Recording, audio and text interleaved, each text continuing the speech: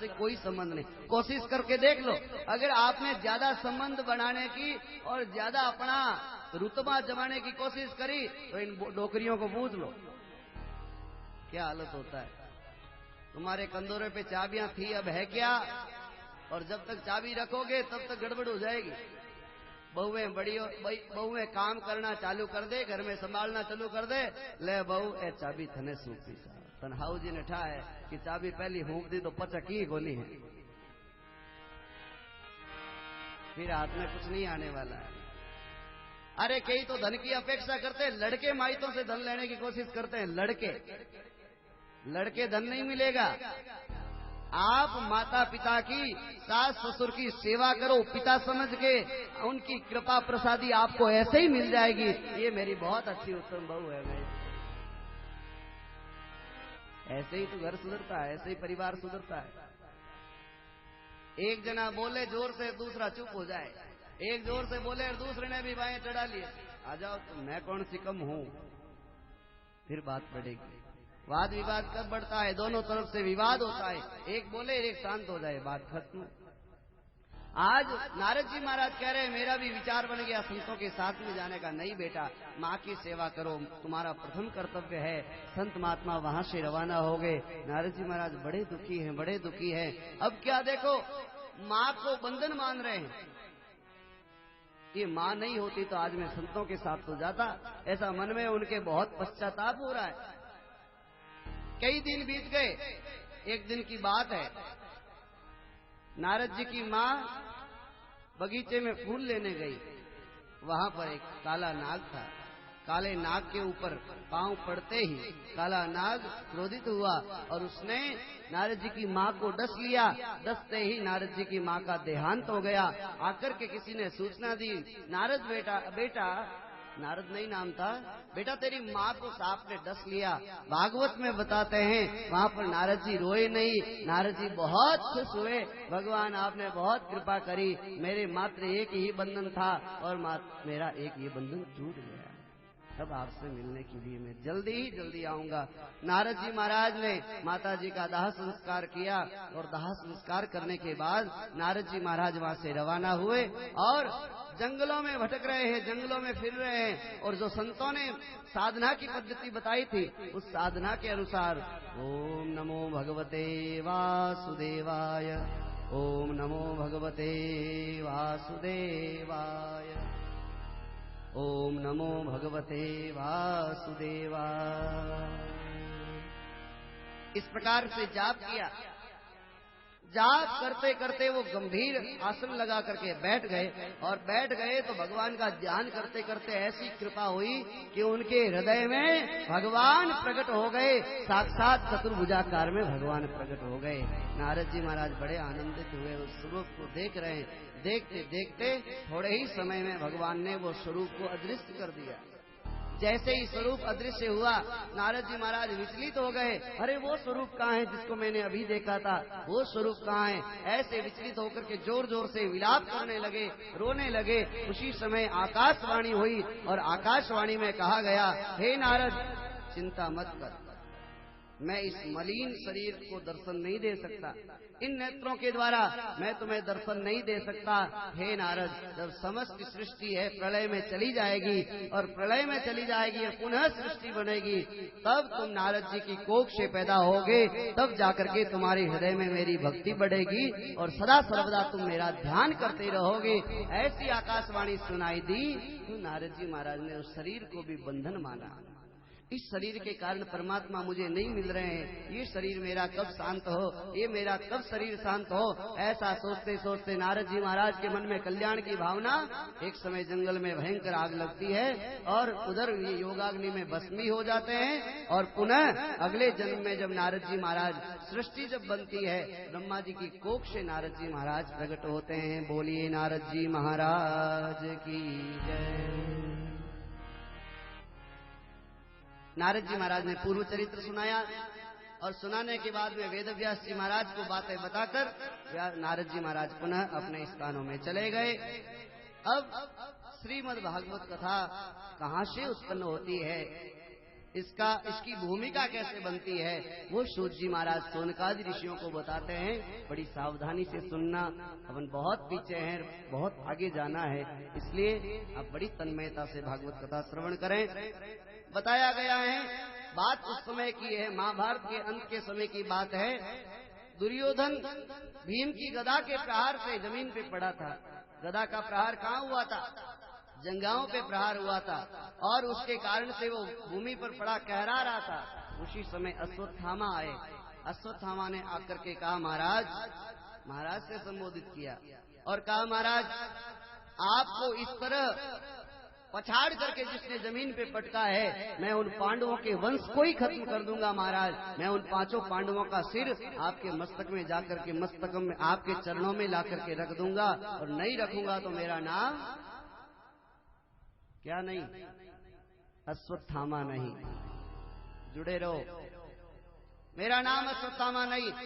अरे बताते हैं, वहां पर दुर्योधन ने अपनी जंघा पे जो खून आ रहा था, उस खून को सिंदूर मानकर, तिलक मान करके, और अश्वत्थामा के मस्तक पे लगाया, जा मैं तुझे सेनापति बनाता हूँ। और जो मरने वाला है, मरणासन स्थिति में मरने ही वाला है, उसने भी सेनापति बनाया। कितनी दुर्बुद्धि उसकी। अरे मरने वाला है भाई, अब तो भगवान का भजन कर, अब क्यों राग द्वेष करता है? तो अभी राग द्वेष से वशीभूत होकर के और अश्वत्थामा को सेनापति बनाया। अश्वत्थामा गए और जाकर के, लेकिन भगवान बड़े कुशल थे, भगवान बड़े चतुर थे, भगवान बड़े होशियार थे।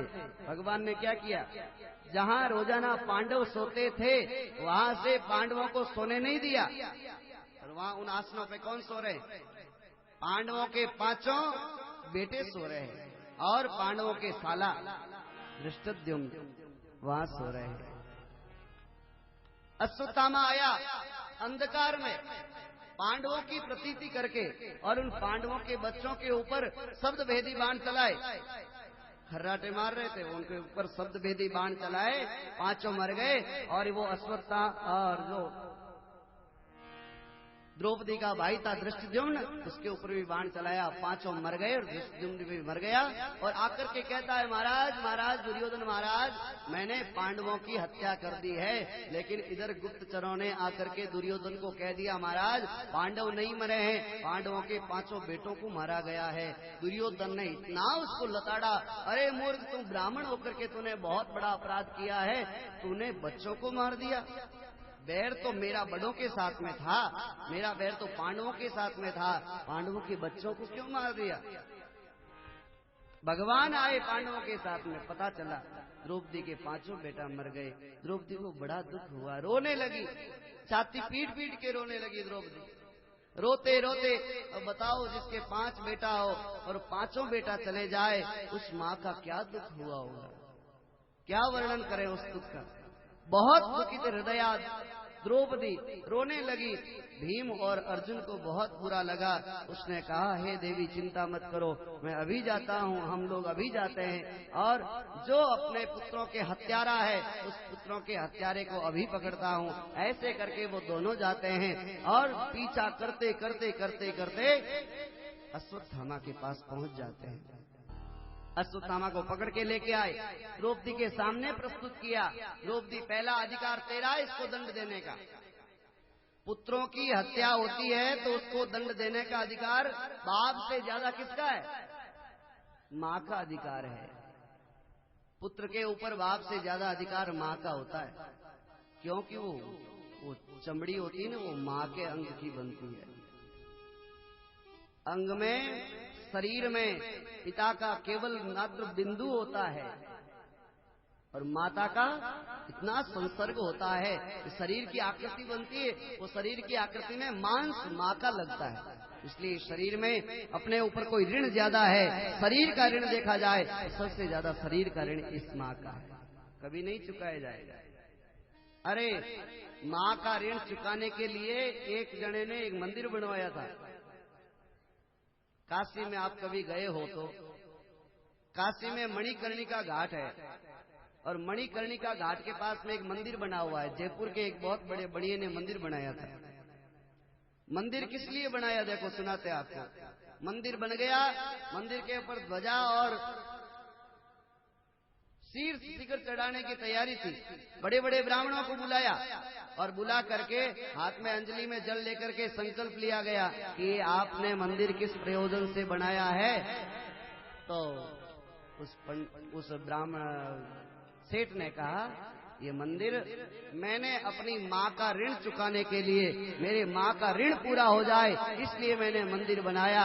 जैसे ही ये शब्द बोला वो मंदिर जमीन में घुस गया, 6 फुट जमीन में घुस गया और आज भी काशी में जमीन में घुसा हुआ है। उसमें प्रतिष्ठा नहीं हुई, माँ का ऋण कभी पूरा नहीं हो सकता। तो इस तरह द्रौपदी ने कहा, क्या कहा द्रौपदी ने, अरे ये वध करने योग्य नहीं है, इसका वध नहीं कर सकते। क्यों कि कितना ही हो ये अपना गुरु भाई है।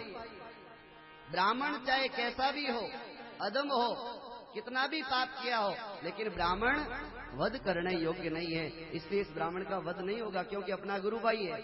अरे देवी, तेरे 5 बेटों को मारने वाला, अरे चाहे कितना भी कष्ट दुख दे लेकिन इनको मारने की अपनी औकात नहीं, अपन इनको नहीं मार सकते। तो क्या किया जाए? भगवान कृष्ण ने कहा, इसको अपमानित कर दो, ब्राह्मण को अपमानित कर दो। तो अपमानित क्या किया? उसके मस्तक में जो मणि थी, मस्तक की मणि छुरे से निकाल दी। और अश्वत्थामा मरने वाला तो था नहीं, क्योंकि 7 जने चिरंजीव है, 7 जने चिरंजीव है। अश्वत्थामा बलिर्व्यासो हनुमानश्च विभीषण कृपा परशुरामश्च सप्तदान चिरंजीव। अश्वत्थामा, बलि, व्यास, हनुमान, कृपाचार्य, परशुराम, अश्वत्थामा, बलि, व्यास और वेद व्यास जी महाराज, ये 7 जने आज भी चिरंजीव है। इस धरती पे कहीं न कहीं वो घूम रहे लेकिन अपन को दिखाई नहीं दे रहे। मणि निकाल दी और मणि निकालने के बाद उसको छोड़ दिया बड़ा ही तिरस्कृत भाव से, और बड़ा ही ऐसे कुंठित होकर के वो वहां से गया और उसने मन में विचार किया कि ऐसा करते हैं, पांडवों के वंश को ही नष्ट कर दिया जाए, पांडवों के वंश को ही नष्ट कर दिया जाए। तो उसने क्या किया? उसने, अश्वत्थामा ने बाण चलाया, ब्रह्मास्त्र चलाया पांडवों को मारने के लिए। इधर भगवान को मालूम पड़ा, भगवान ने कहा, अरे अरे, अश्वत्थामा ने ब्रह्मास्त्र चलाया। अर्जुन को कहा, अर्जुन तू भी ब्रह्मास्त्र चला दे। अर्जुन ने भी ब्रह्मास्त्र चला दिया और अश्वत्थामा ने भी ब्रह्मास्त्र चला दिया। बताओ, 2 ब्रह्मास्त्र, 2 परमाणु बम एक साथ छूटे तो क्या होगा? विनाश